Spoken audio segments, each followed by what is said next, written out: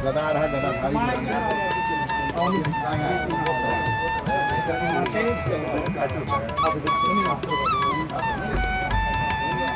तुम्हें आओ ना गदा पकड़ो।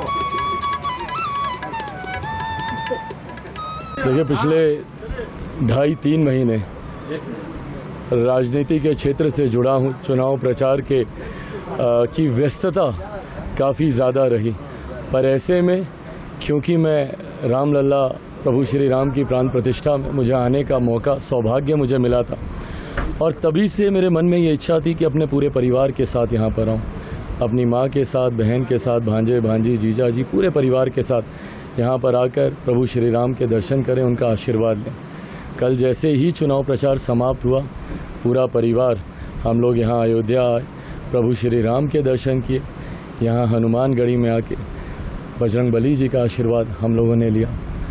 जितनी भी जो कुछ भी आज हम लोग हैं, इन्हीं के आशीर्वाद से हैं, और बस ये आशीर्वाद सदैव बना रहे, इसी भाव के साथ यहाँ पर आए। क्या लगता है, इंडिया गठबंधन कह रहा है तुम्हारी सरकार वही बहुमत आ रही है, मोदी जी को कहा जा रहा है? ये जिस तरीके से मेरे प्रधानमंत्री आदरणीय नरेंद्र मोदी जी ने देश में चौमुखी, और ये कहने के लिए नहीं, ईमानदारी की बात है, चौमुखी विकास उन्होंने किया है।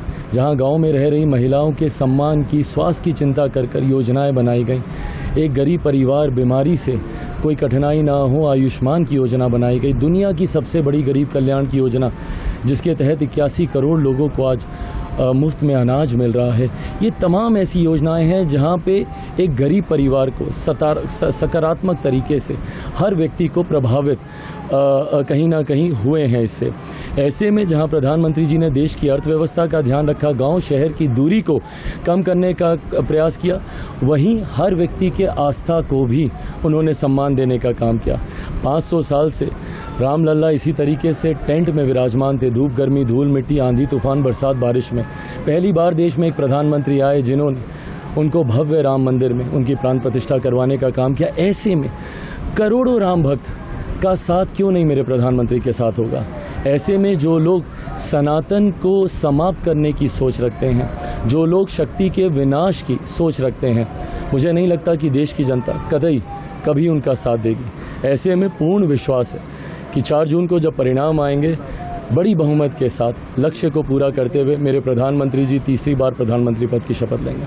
प्रधानमंत्री जी कन्याकुमारी विवेकानंद मंदिर में पहुंचे हैं, जहां पे विवेकानंद जी को दिव्य दृष्टि का ज्ञान प्राप्त हुआ। आओ आप अयोध्या रामलला की, विपक्ष कह रहा है आचार संहिता की उल्लंघन है। कतई ये उल्लंघन नहीं है, पर ये बात वो लोग कतई नहीं समझ पाएंगे जो आध्यात्म को कभी जान नहीं पाए।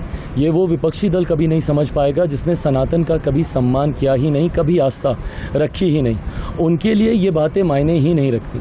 मेरे प्रधानमंत्री जी 2014 में भी चुनाव प्रचार समाप्त होने के बाद इसी तरीके से उन्होंने ध्यान लगाया था, 2019 में भी और इस बार भी 2024 में भी, और उन्हीं का हनुमान हूँ। एक तरफ वो ध्यान लगाने गए हैं, मैं यहाँ प्रभु श्री राम और बजरंगबली जी का आशीर्वाद लेने आया हूँ। भारत माता की दिव्य दृष्टि प्राप्त की विवेकानंद को, तो क्या लग रहा है कि अब की जो बहुमत होगा तो भारत माता के लिए क्या क्या करेंगे? बिल्कुल होगा, बहुमत भी प्राप्त होगा। और जिस तरीके से मेरे प्रधानमंत्री जी भारत माता की जय कहने के लिए ही ये नारा नहीं लगाया, हकीकत में आज भारत माता की जय उन्होंने देश में, दुनिया में उन्होंने करके दिखाया। आज दुनिया का कोई देश ऐसा नहीं है जहाँ पे भारत का डंका ना बजता हो। जिस तरीके से भारत माता के गौरव को, सम्मान को, सर को ऊंचा करने का काम किया। एक समय था जब कहा जाता था कि भारत सोने की चिड़िया है। मेरे प्रधानमंत्री जी ने आज सोने का शेर भारत को बनाया है जो दुनिया में दहाड़ता है। ऐसे में भगवान का आशीर्वाद मेरे प्रधानमंत्री जी के साथ है, और प्रधानमंत्री जी में वो क्षमता है देश को मजबूती से आगे लेकर जाने की। बिहार के लिए क्या करना चाह रहे हैं यार? बिहार में कई कार्य करने बाकी हैं। बिहार फर्स्ट, बिहारी फर्स्ट की सोच के साथ मैं निकला हूँ। प्रभु श्री राम के आशीर्वाद से और भगवान बजरंगबली के बल से मुझे वो सामर्थ्य ऊपर वाला दे, ये कामना करता हूँ कि अपने प्रदेश को विकास की राह पर आगे लेकर जा सकते।